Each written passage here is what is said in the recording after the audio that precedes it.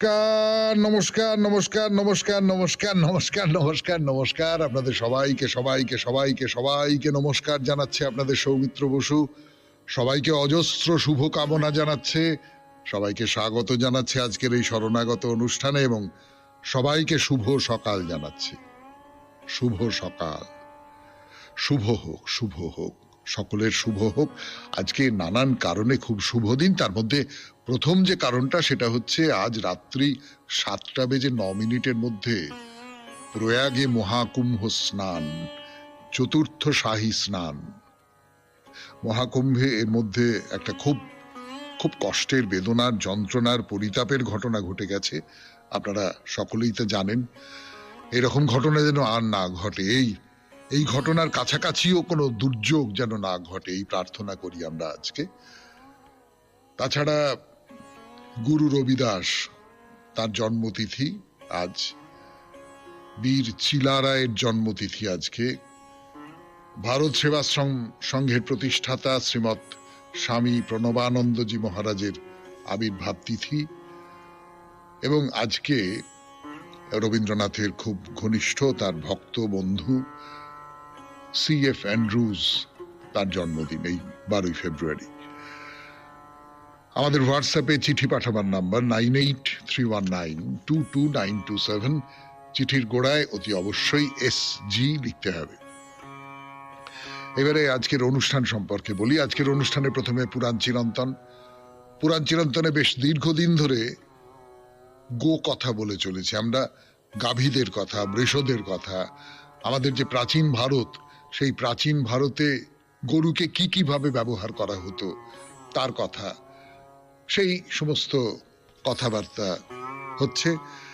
বলবো আরো কথা। তারপরে চলে যাব স্বামী বিবেকানন্দের রচনা থেকে পাঠ, এই পর্বে জগৎ, দ্বিতীয় পর্ব। দীর্ঘ প্রবন্ধ প্রায় শেষ করে এনেছি, সেই প্রবন্ধের খানিকটা অংশ পড়ে শোনাবো। তারপর ঠাকুর শ্রী রামকৃষ্ণ পরমহংসদেবের কথামৃত থেকে পড়ে শোনাবো স্বামী লোকেশ্বরানন্দজির লেখা একটি ছোট প্রবন্ধ। তারপরে আপনাদের চিঠি এবং শেষে বাইরে দূরে। 92.7 বিগ FM এ শরণাগত অনুষ্ঠান শুনছেন। আমি আছি আপনাদের সঙ্গে, আপনাদের সৌমিত্র বসু। ফিরে আসছি গানের পর পুরাণ চিরন্তন নিয়ে। এরপর ফিরে এলাম 92.7 বিগ FM এ শরণাগত অনুষ্ঠান শুনছেন আপনারা।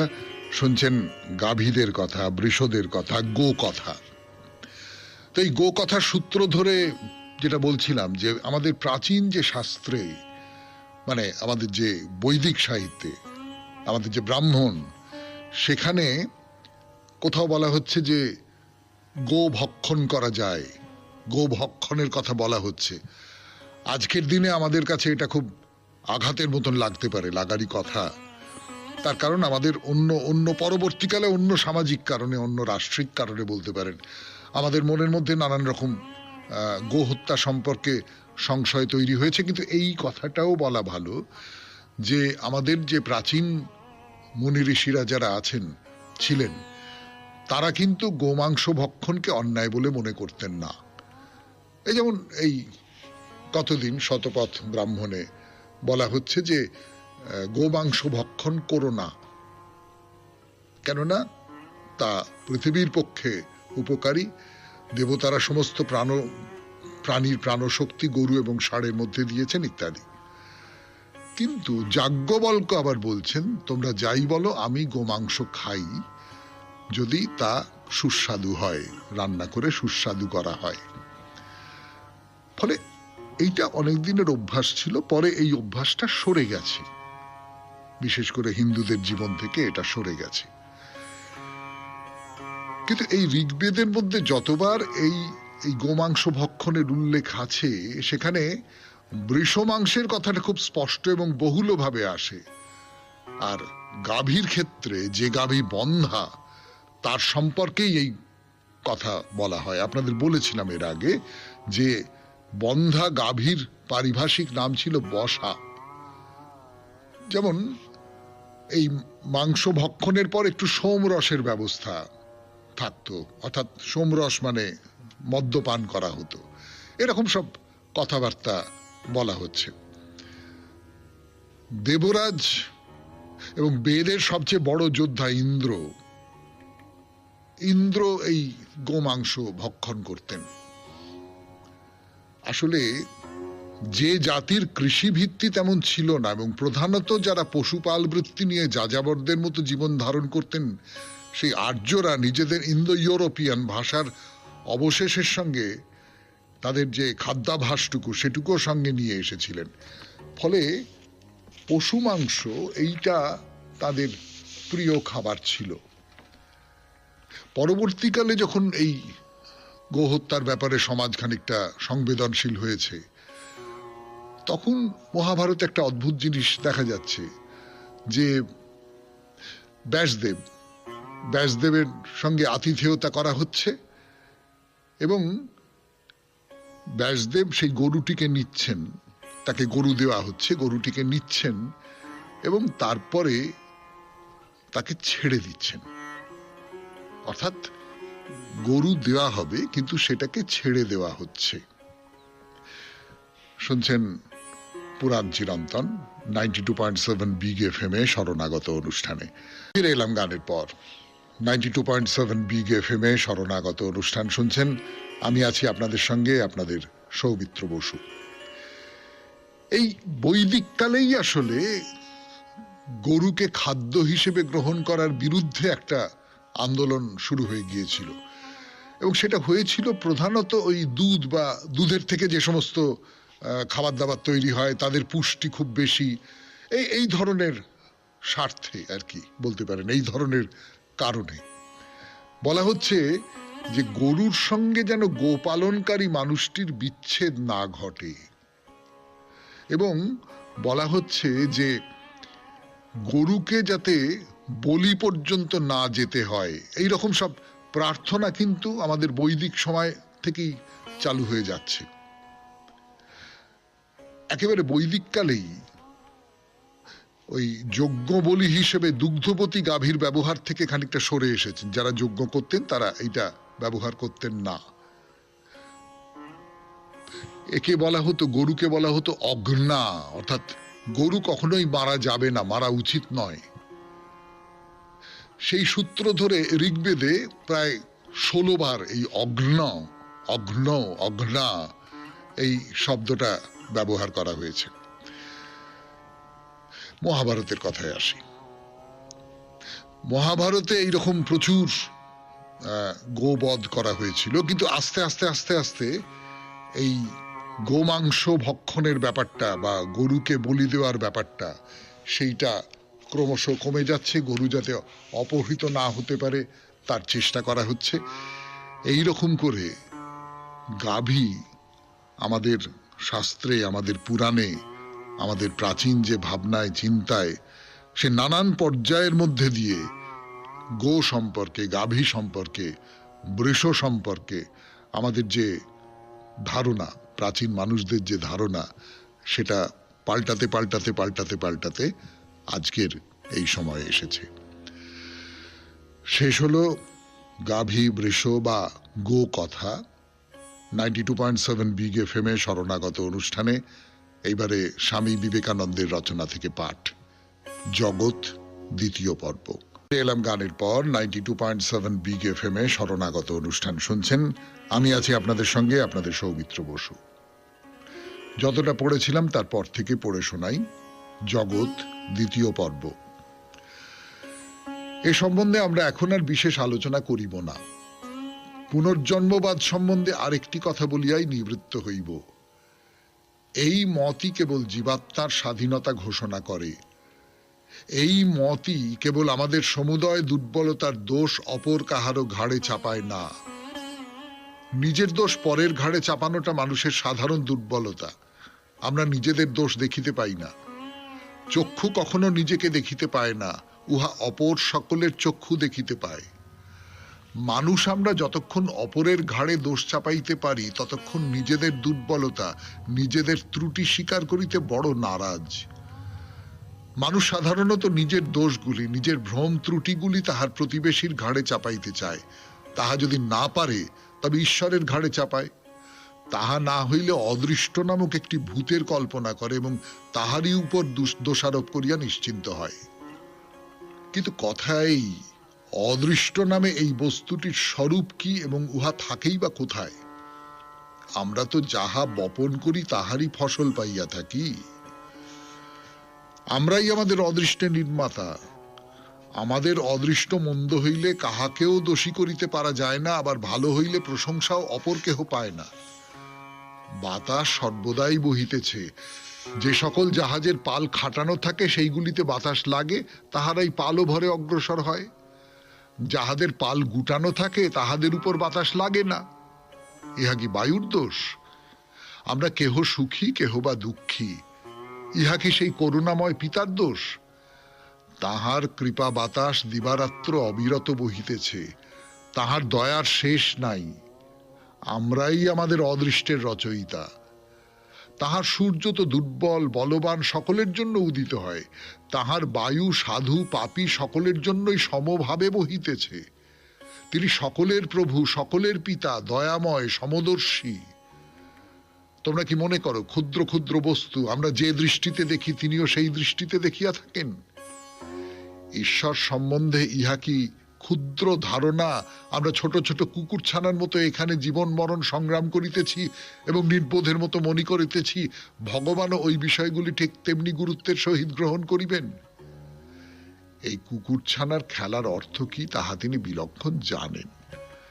তাহার উপর সব দোষ চাপানো, তাহাকে দণ্ড পুরস্কারের কর্তা বলা নির্বুদ্ধিতা মাত্র। তিনি কাহারও দণ্ডবিধান করেন না, কাহাকেও পুরস্কার দেন না। সর্বদেশে সর্বকালে সর্ব অবস্থায় সকলেই তাহার অনন্ত দয়া পাইবার অধিকারী। উহার ব্যবহার কিরূপে করিব তাহা আমাদেরই উপর নির্ভর করিতেছে। মানুষ, ঈশ্বর অথবা অন্য কাহারও উপর দোষারোপ করিও না। যখন কষ্ট পাও তখন নিজেকেই দোষী বলিয়া স্থির করো এবং যাহাতে তোমার নিজের মঙ্গল হয় তাহারই চেষ্টা করো। শুনলেন স্বামী বিবেকানন্দের রচনা থেকে পাঠ। 92.7 বিগ এফএম এ শরণাগত অনুষ্ঠান শুনছেন। এখন গান, গানের পর কথামৃত। কথামৃত থেকে পাঠ। 92.7 বিগ এফএম এ শরণাগত অনুষ্ঠান শুনছেন। আমি আছি আপনাদের সঙ্গে, আপনাদের সৌমিত্র বসু। এখন কথামৃত। ঠাকুরের কথা বলছি আপনাদের, ঠাকুরের নানান উপদেশের কথা বলছি আপনাদের। ঠাকুরকে নানান রকম প্রশ্ন করা হয়, ভক্তেরা নানান রকম প্রশ্ন করেন, আর তার সূত্র ধরে ঠাকুর উত্তর দেন। এবং সেই উত্তরের মধ্যে এত অপূর্ব সব উপমা মিশে থাকে, এত সহজ করে, এত গ্রাম্য সব দৈনন্দিন যে অভিজ্ঞতা, সেই অভিজ্ঞতার উপমা দিয়ে ঠাকুর বোঝান যে সে একটা আশ্চর্য ব্যাপার হয়। কথামৃত ভরে আছে এই সমস্ত আশ্চর্য কথায়। তো ভক্তের লক্ষণটা কি তাই নিয়ে ঠাকুর কথা বলছিলেন, সেই কথাগুলো আপনাদের শোনাচ্ছিলাম আমি আপনাদের এই অনুষ্ঠানে। তো ঠাকুর বলছেন যে ভক্তের একটা হচ্ছে খুব স্থির হয়ে থাকে যখন উপদেশ শোনে, ছটফট করে না। আচ্ছা আচ্ছা, না আমি, আমার মনে হয় না, এসব না। পুরোটা আগে বুঝি, পুরোটা আগে অনুভব করি, আর এই ধারণ ক্ষমতাটা তো থাকতে হবে। আমি একটা জিনিস পাচ্ছি, সেইটাকে তো আমি অঞ্জলি পেতে গ্রহণ করছি। আমার আঙুল যদি ফাঁক ফাঁক থাকে তাহলে সব গলে পড়ে যাবে। তাহলে আমি যেন ওটাকে গ্রহণ করতে পারি, আমার গ্রহণ করবার ক্ষমতাটা যেন থাকে, এটা তো একটা বটে। আর একটা লক্ষণ হচ্ছে এই ভক্তরা জিতেন্দ্রীয় হয়, কামজয়ী হয়। গোপীদের কাম হতো না।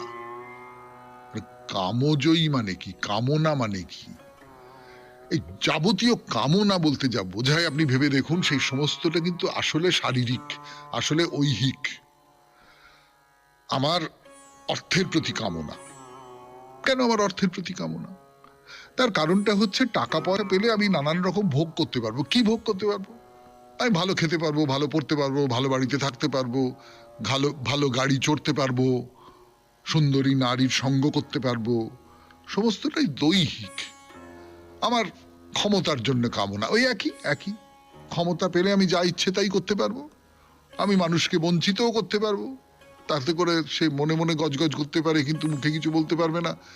আমি যা চাই সেই সমস্ত কিছু পেতে পারবো। এই মানে যা কিছু কামনা, সেই সমস্ত কামনাটা আসলে দৈহিক কামনা। দৈহিক কামনাকেই কামনা বলা যায়। আমি ঈশ্বরকে কামনা করি, এর মধ্যে তো কোনো দোষ নেই। আমি ঈশ্বরকে চাই, চাই, কামনা মানে তো চাওয়া, এর মধ্যে তো কোনো দোষ নেই। তো এই যে গোপীরা কামশূন্য ছিলেন, গোপীদের কাম হতো না, তার মানে গোপীরা কৃষ্ণের সঙ্গ যে করছেন সেটা কিন্তু শারীরিক চাহিদার থেকে করছেন না, ঐহিক সুখভোগের যে বাসনা সেই বাসনা থেকে করছেন না। তাহলে যিনি ভক্ত তাকে কামনা শূন্য হতে হবে। এরই একটা অন্য চেহারা। ধরুন আমার নিজের মনে হচ্ছে গীতায় বলা হচ্ছে যে কর্মণ্যে মাধিকারস্তে মা ফলেষু কদাচন, মানে তুমি কর্মটা করো কিন্তু ফলের আশা করো না, ফলের কামনা করো না। 92.7 বিগ এফএম এ শুনছেন শরণাগত, শুনছেন কথামৃত থেকে পাঠ। ফিরে আসছি গানের পর। আপনাদের সৌমিত্র বসু, শুনছেন 92.7 বিগ এফএম এ শরণাগত, কথামৃত। ঠাকুর আর কি বলছেন? এ ধরুন সন্ন্যাস নেওয়া। মানুষ ভাবতে পারে যে না আমি সন্ন্যাসী হয়ে যাই। সন্ন্যাসী হয়ে যাওয়া কিন্তু সহজ নয়। মানে সন্ন্যাসী হলুম, সংসার ত্যাগ করে চলে গেলুম, এ খুব মুশকিল, খুব মুশকিল। তার কতগুলো কারণের কথা ঠাকুর বলছেন। কিন্তু আমাদের শরীর কতগুলো জিনিস চায়, শরীরের কতগুলো চাহিদা আছে, দাবি আছে। আমি আমি জলে ঝড়ে বৃষ্টিতে রোদে ওই রকম গাছের তলায় থাকতে পারবো না, পারবো না, মরে যাব, জ্বর হয়ে যাবে, শরীর খারাপ হয়ে যাবে। আমি জামা কাপড় ছাড়া থাকতে পারবো না, যারা পারেন তারা পারেন, কিন্তু পারবো না, আমি আপনি পারবো না। আমি আপনি না খেয়ে বা অখাদ্য কুখাদ্য খেয়ে কাটিয়ে দিতে পারবো না। মামা খ্যাপা পচা সব দেহতেও তার কোনো অসুবিধে ছিল না, আপত্তি, আমি আপনি পারবো না। ফলে এই যে ঐহিক কতকগুলো দাবি তো আছে, এই ঐহিক দাবির ব্যাপারটা তো ঠাকুর কি বলছেন? বলছেন তা তোমরা সংসারে আছো তাহলেই বা এতে সাধনের আরো সুবিধে, যেমন কেল্লা থেকে যুদ্ধ করা। যখন সব সাধন করে মাঝে মাঝে সবটা হাঁ করে ভয় দেখায়, তাই চাল ছোলা ভাজা রাখতে হয়, তার মুখে মাঝে মাঝে দিতে হয়। সবটা ঠান্ডা হলে তবে নিশ্চিন্ত হয়ে জব করতে পারবে। তো পরিবারদের ঠান্ডা রাখতে হয়। পরিবারদের কি করে ঠান্ডা রাখা যাবে? তাদের খাওয়া দাওয়া জোগাড় করে দিতে হবে, তাহলে সাধন ভজনের সুবিধে হয়। তার মানে দুটো নৌকোয় পা রেখে চলার কথা বলছেন ঠাকুর। আমাদের সংসারী লোকেদের যে কত রকম ভাবে দু নৌকোয় পা রেখে চলতে হয় সে তো আপনারা সকলেই জানেন। এই চাকরির ক্ষেত্রে এইরকম, ব্যক্তিগত জীবনে এইরকম, অমুক জায়গায় এইরকম, তমুক জায়গায় এইরকম, নানান রকম করে আমাদের থাকতে হয়, নানান রকম করে ব্যালেন্স করে চলতে হয় যাকে বলে। তো ঠাকুর বলছেন যে তুমি সংসারটাকে বজায় রাখো না, তাহলে সকাল বিকেল দুপুর রাত্রি খেতে পাবে দুটি, শুতে পাবে, মাথার উপরে ছাদ পাবে। তার বদলে সংসারের যা কিছু দাবি সেইগুলো তুমি একটু মিটিয়ে দাও।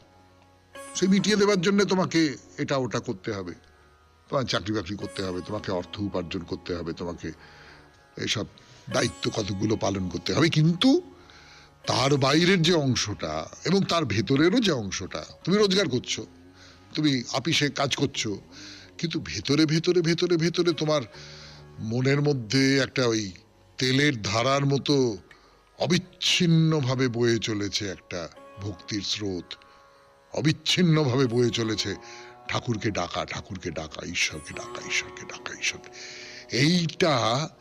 এইটা যদি করতে পারো তাহলেই হয়, খুব ভালো। সাধন ভজন করো না, সংসারের মধ্যে থেকে সাধন ভজন করো। সবাইকে সন্ন্যাসী হয়ে যেতে হবে না, এর কোনো মানে নেই। যাদের ভোগ একটু বাকি আছে তারা সংসারে থেকেই তাকে ডাকবে। নিতাইয়ের ব্যবস্থা ছিল মাগুর মাছের ঝোল, যুবতী নারীর কোল, বল হরি বল। অর্থাৎ মাগুর মাছের ঝোলটি খাও, যুবতী নারীর কোলটি নাও, আর হরিবোলটা বলো, হরিবোলটা বলো। হরের নাম হরের নাম হরের নাম হি কেবলম। শুনলেন কথামৃত থেকে পাঠ। শিক্ষক এবং শিক্ষা 92.7 বিগ এফএম এ শরণাগত অনুষ্ঠান শুনছেন। আমি আছি আপনাদের সঙ্গে, আপনাদের সৌমিত্র বসু। এখন স্বামী লোকেশ্বরানন্দের রচনা থেকে পাঠ, শিক্ষক এবং শিক্ষা। ভারতীয় ভাবধারা অনুসারে শিক্ষক এক জ্বলন্ত প্রদীপ, যার সাহায্যে আরো অনেক প্রদীপ জ্বালানো যায়।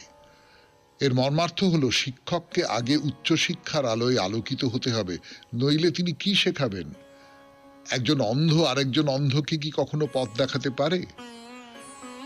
কিন্তু একথা ভাবলে ভুল হবে যে পুঁথিগত শিক্ষাই শিক্ষকের একমাত্র মানদণ্ড।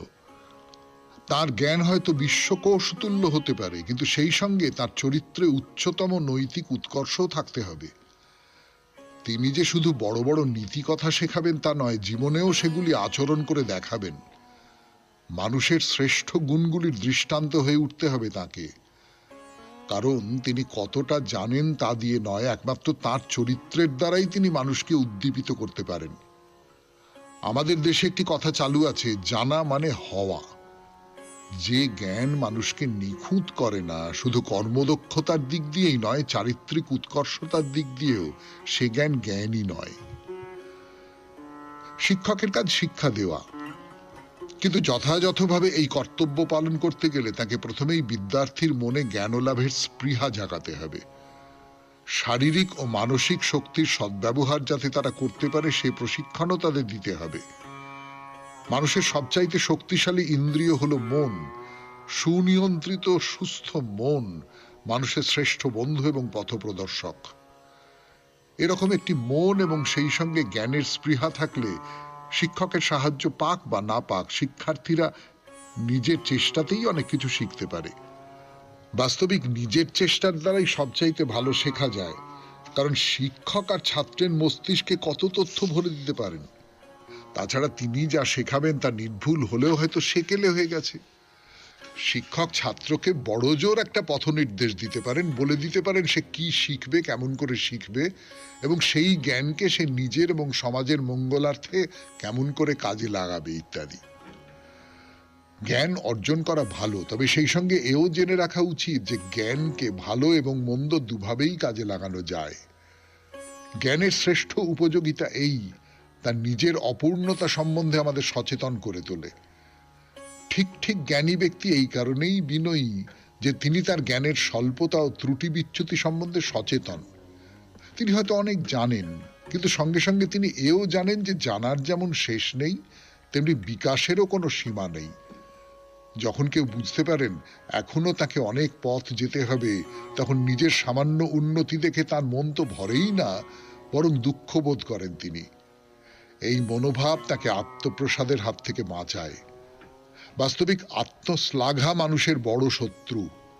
আচার্য নিজে যদি বিনয়ী হন, তবেই তিনি বিনয় শেখাতে পারেন। নিজে জ্ঞান পিপাসু হলে তবেই তিনি ছাত্রের মধ্যে জ্ঞান লাভের তৃষ্ণা জাগাতে পারেন। আদর্শ আচার্য উপদেশ দিয়ে নয়, নিজের জীবন দিয়ে শেখান। শুধু গুটি কয়েক অনুগত বিদ্যার্থীকেই নয়, তাদের মাধ্যমে আরো অনেককে শেখান তিনি। দূর দূরান্তে তার প্রভাব ছড়িয়ে পড়ে এবং তার শিক্ষা বহু প্রজন্মকে অনুপ্রাণিত করে। তিনি যাদের প্রভাবিত করেছেন সেই সব নরনারীর মাধ্যমে দেহত্যাগের পরেও অগণিত মানুষকে তিনি পথ দেখান। প্রকৃত জ্ঞান মানুষকে নিখুঁত করে এবং সেই শুদ্ধতা ও অভ্রান্তি শুধু কাজে নয়, জীবনেও প্রতিফলিত হয়।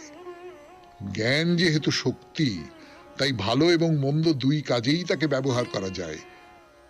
কিভাবে আমরা জ্ঞানের অপব্যবহার করি, আধুনিক যুদ্ধবিগ্রহই তার প্রকৃষ্ট দৃষ্টান্ত। জ্ঞানলাভ করে যদি হৃদয়ের বিস্তারই না হলো, নৈতিক চেতনা আরো সূক্ষ্ম না হলো, তবে তার কোনো মূল্যই নেই, তা নিরর্থক বোঝা মাত্র। বুদ্ধিমান অথচ বিবেকহীন নরনারী সমাজের পক্ষে বিপজ্জনক। যে শিক্ষা এমন অমানুষ তৈরি করে তা কুশিক্ষা। কিন্তু যিনি বিবেকবান আচার্য, তিনি সমগ্র মানব জাতিকে ভালোবাসেন। তাদের ধর্মমত, ভাষা বা রাজনৈতিক মতবাদ যাই হোক না কেন, তাতে তার কিছু আসে যায় না। তিনি মুক্ত মনের মানুষ, সব রকম সংকীর্ণতা থেকে মুক্ত। তিনি কাউকে বলেন না আমাকে অনুসরণ করো, কিন্তু তিনি বলুন আর নাই বলুন, মানুষ তাকে অনুসরণ করে। তিনি কত জানেন সেজন্য নয়, তার চরিত্র দেখেই মানুষ তাকে ভালোবাসে। তিনি এমন এক আলোকবর্তিকা যা সবাইকে আলোকিত করে। শুনলেন স্বামী লোকেশ্বরানন্দের রচনা থেকে পাঠ, শিক্ষক এবং শিক্ষা। 92.7 বিগ এফএম এ শরণাগত অনুষ্ঠানে আজকের চিঠিটি লিখেছেন সবিতা রায়চৌধুরী, হাওড়া শিবপুর বি গার্ডেন থেকে। পড়ে শোনাই সেই চিঠি। সৌমিত্রবাবুকে আন্তরিক প্রণাম ও সকল শ্রোতা বন্ধুদের প্রভাতী শুভেচ্ছা। অন্তরে জাগিছ অন্তর জামি, কথাটির অন্তর্নিহিত অর্থ আমাদের সকলেরই প্রায় জানা। একটা মানুষ মায়ের গর্ভে ধারণ থেকে শুরু করে পৃথিবীর আলো দেখা, ধীরে ধীরে বড় হয়ে ওঠা, এর প্রতিটা মুহূর্তে একটা বাবা মায়ের একমাত্র মনোবাসনা থাকে তার সন্তান যেন একজন প্রকৃত ভালো মানুষ হয়ে ওঠে, যার পিছনে থাকে তাদের অক্লান্ত পরিশ্রম, কত পাওয়া না পাওয়ার ঘটনা। এই ছোট শব্দটার মধ্যে কত বড় গুণ থাকে সেটা আমরা সবাই জানি। চোখ চেয়ে দেখলে মাকে মনে হয় কত কষ্ট করে সে আমায় পৃথিবীর আলো দেখিয়েছে। বেড়ে ওঠার মধ্যে থাকে মায়ের ভালো শিক্ষার অবদান। মা বোঝায় কিভাবে ভালো মানুষ হয়ে উঠতে হবে। মায়ের অবদান সবচেয়ে বেশি একটা ভালো মানুষ হয়ে ওঠার জন্য। আজ মা তারার দেশে, তাই মায়ের আশীর্বাদ মাথায় রেখে পেয়েছি সহজ পাঠের পাঠশালা শরণাগতর শিক্ষক মহাশয় সৌমিত্রবাবুকে। শ্রী শ্রী ঠাকুরের পরে ওকে পাওয়া কথামৃতের উপমাগুলি আরো ভালো মানুষ হতে সাহায্য করে। তাই সৌমিত্রবাবু ছোট ঠাকুর সম আমাদের কাছে। আপনি আমার আন্তরিক প্রণাম নেবেন। ছি ছি ছি ছি ছি ছি ছি, এটা কি বললেন আপনি? ছি ছি। আজও ভাবি মা এত ভালো মানুষ বলেই আজ এই ভালো শিক্ষক মানুষটিকে পেয়েছি। তাই যতদিন বেঁচে থাকব, সুপ্রভাতে যিনি সকলের শুভ কামনা জানান ঈশ্বরের কাছে, তার জন্য সর্বদা শুভ কামনা করব। উনি যেন সদা সুস্থ থাকেন এই প্রার্থনা করে যাব। পাঠযোগ্য হলে গ্রহণ করবেন, ত্রুটি মার্জনীয়। শেষে একটি গানের লাইন দিয়ে বলি, তোমার জীবন নদীর ওপারে তুমি দাঁড়ায় হে, চরণখানি বাড়ায় জীবন নদীর ওপারে। Binita Sabita Roychowdhury, Howrah Shibpur B garden. আমি আসলে চিঠিটা পুরোটা না পড়েই এখানে পড়লাম। না, পড়া থাকলেও হয়তো পড়তাম, কেননা চিঠি পড়বার সময় তো খানিকটা নৈর্ব্যক্তিক হতেই হয়। কিন্তু আপনি আমাকে যে আসনে বসিয়েছেন সেটা আপনার তৈরি করা আসন। আমি সত্যি সত্যি সেই আসনের যোগ্য বলে নিজেকে একেবারেই মনে করি না, কিন্তু তবু আপনার দেওয়া এই সম্মান আমি মাথা পেতে নিলাম। এই সম্মানটা আমার নিজের জন্য নয়, আসলে কথামৃতের জন্যেই বা অন্যান্য অনুষ্ঠানের জন্যেই। আপনাকে নমস্কার। এরপর বাইরে দূরে 92.7 বিগ এফএম এ শরণাগত অনুষ্ঠানে আমরা এখন আছি কোল্হাপুরে মহালক্ষ্মী দেবীর মন্দিরে। মহালক্ষ্মী দেবী শুক্রবারে শোভাযাত্রা করতে বেরোন। সেই শোভাযাত্রার কথা বলছিলাম আপনাদের, বলবো। তার আগে একটু গান শুনে নিই 92.7 বিগ এফএম এ শরণাগত অনুষ্ঠানে। এবার দেবীর শোভাযাত্রার কথা, অথবা ঠিক ঠিক করে বলতে গেলে বলতে হয় বাইরে দূরে দেবী মহালক্ষ্মীর কথা, কোল্হাপুরের দেবী মহালক্ষ্মী। তো এই দেবী মহালক্ষ্মীকে শোভাযাত্রায় নিয়ে যাওয়া হবে। প্রচুর মানুষ জমা হন মন্দিরে, প্রচুর মানুষ। তাদের মধ্যে খুব ভাগ্যবান যারা, তাদের একটা বিশেষ পোশাক আছে, সাদা ধুতি, সাদা উত্তরীয় গায়ে জড়িয়ে তারা মাকে নিয়ে যাবেন। আপনাদের এর আগের দিন বলছিলাম যে অসাধারণ সুন্দর করে একটা পালকি সাজানো হয়, রূপোর পালকি। রূপোর পালকিতে মা শোভাযাত্রা করতে যাবেন, গোটা শহর পরিক্রমা করবেন। সে অজস্র কণ্ঠে অজস্র মানুষ দেবীর নামে জয়ধ্বনি করতে করতে করতে করতে এই শোভাযাত্রা রওনা হলো। সেটা কাণ্ড। তো যেটা বলছিলাম, পুরোহিতেরা সাদা ধুতি সাদা উত্তরীয় সজ্জিত হয়ে বহন করে নিয়ে যাচ্ছেন এই পালকি। সঙ্গে আরো নানান রকম সমস্ত পতাকা আছে, প্রতীক আছে, হোমের আগুন জ্বলছে, একজন মশালের মতন করে সেটা নিয়ে যাচ্ছেন। আর প্রচুর প্রচুর প্রচুর মানুষ, ভজন গান চলছে, সারাক্ষণ ধরে ভজন গান চলছে পুরো যাত্রাপথ জুড়ে। সে একেবারে হই হই কাণ্ড, রই রই ব্যাপার। সোজা কথা তো নয়, দেবী লক্ষ্মীর আরাধনা করা হচ্ছে। দেবী লক্ষ্মী বলে কথা, তার শোভাযাত্রা তো বর্ণময় হতেই হবে, বর্ণাঢ্য হতেই হবে। তো এই পুরো কোলহাপুর শহরটা পরিক্রমা করে এই শোভাযাত্রা। তারপরে মা আবার তার নিজের মন্দিরে ফিরে আসে। এইবারে কি হয় বলুন তো? ফিরে এসে একটা তোপ দাগা হয়। হ্যাঁ, একটা কামান আছে, ছোট কামান আছে। সেইখানে একেবারে সেই পুরনো কালের মতন, মানে আজকালকার আধুনিক কামানের ধরন সেটা নয়, পুরনো কালের কামানের মতন। সেইখানে বারুদ দেওয়া থাকে। একজন এসে একটা আগুন নিয়ে সেই বারুদের গায়ে ঠেকিয়ে দেন এবং সেই বারুদ ধুম শব্দ করে ফেটে যায়। তো এই যে ফেটে যায়, ফেটে যাওয়ার পর এই চারপাশে তো ছাই ছড়িয়ে পড়লো। সেই বারুদের ছাই, সেই কালো যা আছে আর কি, সেই দলে দলে মানুষ ছুটে আসেন, সেই ছাই নিয়ে হাতে মাখেন, মুখে মাখেন, কপালে টিকা করে পড়েন। এই যে তোপধ্বনি, এটা করবার অধিকার একমাত্র কোলহাপুরের যাদব পরিবারের মানুষজনদের। তারা এখন আধুনিক হয়ে গেছেন। বহু প্রাচীনকালে কোনো একটা কারণে এইরকম একটা নিয়ম করা হয়েছিল যে যাদব পরিবারের মানুষেরা এই তোপধ্বনিটা করবার অধিকারী। তো এখন তারা শার্ট প্যান্ট পরা কোনো একজন মানুষ ধরুন, বা স্থানীয় পোশাক পরা কোনো একজন মানুষ, আধুনিক মানুষ, তিনি এইটা করেন। তাহলে এইখানেই শেষ করলাম কোলহাপুরের তথা মহারাষ্ট্রের দেবীর মন্দিরের কথা, মহালক্ষ্মীর মন্দির বা অম্বাজির মন্দির। এইবার তাহলে কোথায় যাওয়া যায়? মহারাষ্ট্রের দেবী মন্দির শেষ হলো, মহারাষ্ট্রের পর কোন জায়গা বলবার জন্য ফিরে আসছি গানের পর। 92.7 বিগ FM এ শরণাগত অনুষ্ঠান শুনছেন।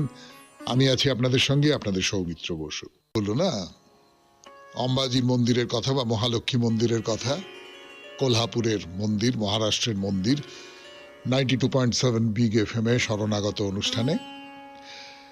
এবার তাহলে নতুন জায়গায় যাওয়া যাক। নতুন জায়গাটা কোথায়? মহারাষ্ট্র যেমন অনেক দূর।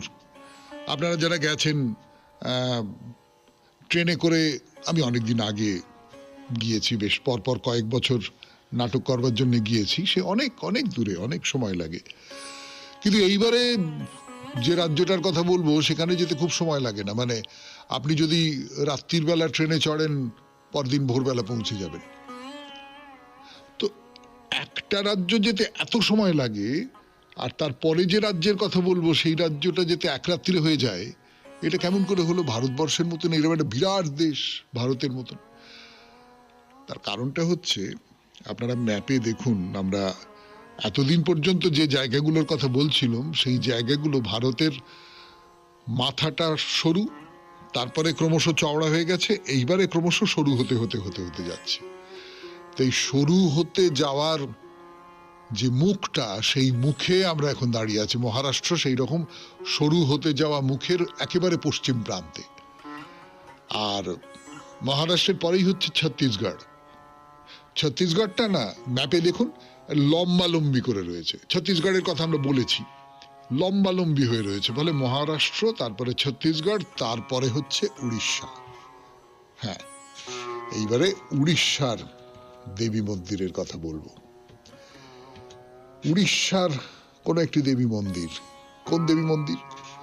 দেখুন, উড়িষ্যায় মন্দির বলতে প্রথমে যার কথা মনে পড়ে সেটি হচ্ছে জগন্নাথ দেবের মন্দির। ভুবনেশ্বরের মন্দির আছে, সে ছেড়ে দিন। কিন্তু জগন্নাথ দেবের মন্দির হচ্ছে আসল, মানে যার কথা বাঙালি সবসময় মনে রাখে। তার কারণ বাঙালির সঙ্গে এই জগন্নাথ মন্দিরের একটা সংযোগ আছে। কি সংযোগ সেটা আপনারা খুব ভালো করে জানেন। মানে কেবলমাত্র যে দলে দলে বাঙালি রথযাত্রার সময় পুরীতে যাত্রা করেন তার জন্যই নয়, বা পুরীতে বেড়াতে যান সেজন্যও নয়। তার কারণ হচ্ছে চৈতন্যদেব। চৈতন্যদেব জীবনের শেষ 18 বছর নীলাচলে কাটিয়েছেন এবং বাংলার ভক্তরা সেইখানে যেতেন রথযাত্রার সময়, ইত্যাদি ইত্যাদি ইত্যাদি ইত্যাদি। সে তো আমি বলেই থাকি রবিবারের শরণাগত অনুষ্ঠানে। কিন্তু জগন্নাথ দেবের মন্দির নিয়ে তো কথা বলবো না, দেবী মন্দির নিয়ে কথা বলতে হবে। আমাদের উদ্দিষ্ট দেবী মন্দির, দুর্গা বা দেবীর অন্য কোনো রূপ। এই পুরীতে জগন্নাথ দেবের মন্দিরের একেবারে ধারে পাশে একটি দুর্গা মন্দির আছে। তাহলে সেই দুর্গা মন্দির সম্পর্কে দুটো কথা বলবো, কিন্তু সে কথা বলবার সময় আজকে তো আর হবে না। আজকে তো অনুষ্ঠান শেষ করবার ঘন্টা বেজে গেছে, মানে আমার মাথার মধ্যে একটা ঘন্টা বাজে, তো সেই ঘন্টাটা বেজে গেছে। কাজেই আজকের মতো শরণাগত এখানেই শেষ করি। আমাদের হোয়াটসঅ্যাপে চিঠি পাঠাবার নাম্বার 9831922927। চিঠির গোড়ায় অতি অবশ্যই SG লিখতে হবে। শেষ করব কবিতা দিয়ে, রবীন্দ্রনাথের কবিতা। আমার খোকার কত যে দোষ সেসব আমি জানি, লোকের কাছে মানি বা নাই মানি। দুষ্টামি তার পারি কিংবা নারী থামাতে, ভালো মন্দ বোঝাপড়া তাতে আমাতে। বাহির হতে তুমি তারে যেমনি করো দোষী, যত তোমার খুশি। সে বিচারে আমার কি বা হয়, খোকা বলেই ভালোবাসি, ভালো বলেই নয়। খোকা আমার কতখানি সে কি তোমরা বোঝো, তোমরা শুধু দোষ গুণ তার খোঁজো। আমি তারে শাসন করি বুকেতে বেঁধে, আমি তারে কাঁদাই যে গো আপনি কেঁদে। বিচার করি শাসন করি, করি তারে দোষী, আমার যাহা খুশি। তোমার শাসন আমরা মানি নে গো, শাসন করা তারই সাজে, সোহাগ করে যে। খুব ভালো থাকবেন, আনন্দে থাকবেন। নমস্কার। নমস্কার নমস্কার নমস্কার নমস্কার নমস্কার নমস্কার নমস্কার। আপনাদের সবাইকে সবাইকে সবাইকে সবাইকে নমস্কার জানাচ্ছে আপনাদের সৌমিত্র বসু। সবাইকে অজস্র শুভ কামনা জানাচ্ছে, সবাইকে স্বাগত জানাচ্ছে আজকের এই শরণাগত অনুষ্ঠানে, এবং সবাইকে শুভ সকাল জানাচ্ছে। শুভ সকাল, শুভ হোক, শুভ হোক সকলের।